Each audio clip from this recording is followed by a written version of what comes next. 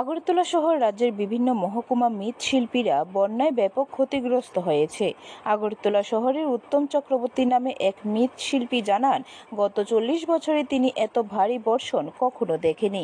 এবছর মূর্তির বায়না অনেক বেশি। তিনি ব্যক্তিগতভাবে 60টি গণেশ মূর্তির বায়না পেয়েছেন। বর্তমানে মাঝে আরেক দিন শনিবার গণেশ পূজা। শুক্রবার থেকে মণ্ডপগুলিতে পৌঁছে যাবে গণেশের মূর্তি। চলছে শেষ তুলির টান।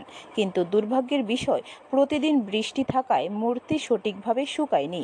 বৃহস্পতিবারও হালকা বৃষ্টির কারণে মূর্তির কাজ সম্পন্ন করতে অনেকটাই বিপাকে পড়তে হচ্ছে মৃৎশিল্পীদের। শুক্রবার সকাল থেকে বিভিন্ন পূজা উদ্যোক্তারা মূর্তি নিয়ে আসবে। এই বৃষ্টিতে আমি আমার কাজ কারবার যতদিন ধরে আর কি, প্রায় 40 বছরের, এই বছরের মতো বৃষ্টিতে ক্ষতিগ্রস্ত আর কোনোদিন আমি হয়েছি না। এমন বৃষ্টির জন্য তো ঠাকুরের কাজই করে। কালকে একটা বৃষ্টি হয়তো সবটি ঠাকুরই আমার হইলে দিত, কিন্তু কোনো রকমে চাপা চুপিতে রক্ষা করছে।